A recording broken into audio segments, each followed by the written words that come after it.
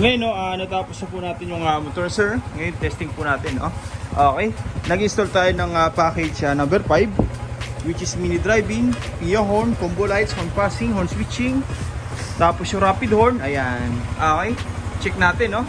Ito po yung stock headlight, sir. Ito po yung mini driving natin, no? Yun, no? High and low, ayan. Kung mapapansin nyo mga sir, no? Mas malakas po siya ng halos 4 times po compare sa stock headlight, no? Okay, ayan, no? Ito po yung stock headlight. Ito po yung mini driving. Ayan. Dito sa area natin, maliwanag pa, pero kitang-kita na po yung mini driving, no? Lalo po ito sa dilim mga sir. Talagang maliwanag po yan at mas wide po, no? Okay, passing light. Ayan, no? Okay, ito po yan. Okay, naglagay po tayo niyan para may combos po, no? Pag nag-passing, automatic sabay yung ilaw ng MDL tsaka yung headlight. Yan. Yan po yung combo lights natin, no? Pero maganda dyan mga sir, pwede pa rin tayo mag-high low ng headlight nang hindi po sumasabay yung mini driving. Pwede rin tayo mag-high low ng MDL nang hindi po sumasabay yung headlight. Pero pag nag-passing, sabay po lahat yan. Yan po yung difference ng gawa natin sa iba, no? Usually pag nag-passing, MDL lang po yung mag-on, hindi po sasabay yung headlight. Pero dito, combos po yan. Pag nag-passing, sabay lahat. Pag nag-high and low yung headlight, hindi po sasabay yung MDL. Okay? Iyan, no? Ang purpose natin dyan mga sir, kaya pinagsabay natin, no? Para kung sakaling nag-high tayo ng headlight, meron pa rin tayong passing. Makapag-high and low pa rin tayo ng MDL. Kung sakaling nag-on tayo ng MDL, meron pa rin tayong passing. Okay? Pagka pinatay natin yan isa-isa, automatic, sabay po yan lahat. Kahit po naka-high yung MDL po, no? Nag-passing, meron pa rin ilaw na headlight naman. Okay, pag nakapatay, automatic sabay lahat. Sa busina, ganun din po, no? Okay, lakas. Yan. Dito mga sir, ito po yung switch natin ng stock horn. Ayan, wala pong blinker. Para pag nagparehistro, fully stock yung busina, wala po tayong magiging violation po, no? Okay, ito naman po yung loud horn. Press natin yan. Yung busina ni sir, lalakas na po. At the same time, magkakaroon po ng horn passing. Yan, no? Tapos horn, long press. Yung horn switch, automatic po yan. Yung busina ni sir, magsusunod-sunod na. Okay, nice. Passing light. Ayan. Kahit mag-high and low po tayo ng MDL, hindi po sasabay yung headlight. Kahit mag-high and low po tayo ng headlight, hindi po sasabay yung MDL.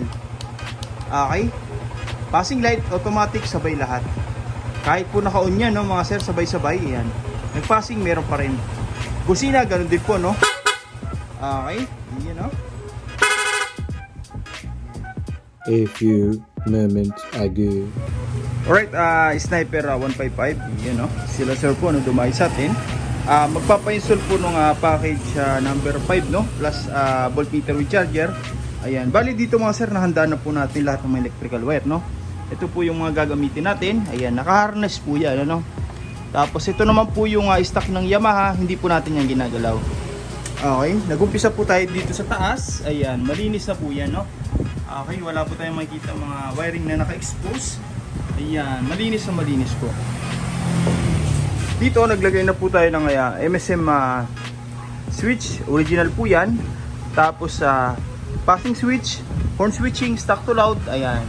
Sama-sama po yan dito lahat, no? Okay, kung makapansin nyo, medyo maraming wire, no? Okay, mamaya malinis na po yan. Okay, lahat ng ginamit natin dyan mga sir, no? Pang automotive wire na po yan. Okay, makakapal yung tanso. At the same time, pure copper po, no? Okay, ayan, mga Japan wire po yan.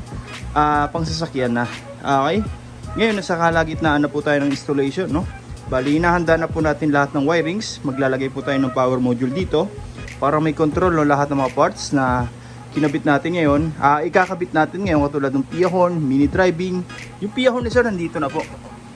Ayan, naka-install na po, no? Ayan, naka-harness na po yan.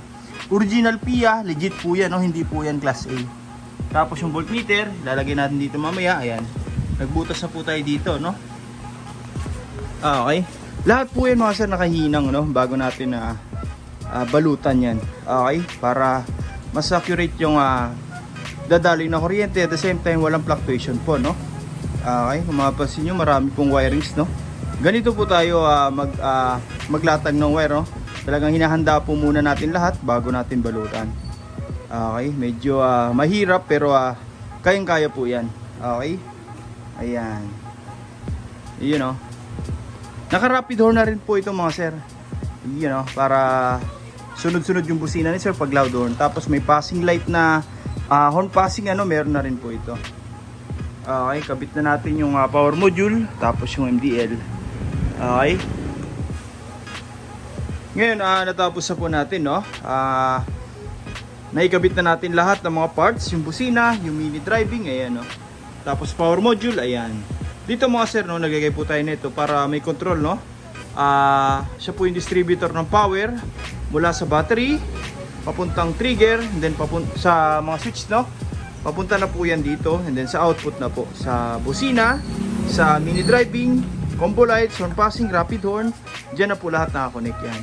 Then so po yan mga sir, no, made in Japan, kaya sure na matibay po, no? May mga customer po tayo, 5 years na po yung ganyan nila, all goods pa rin, kagandahan dyan.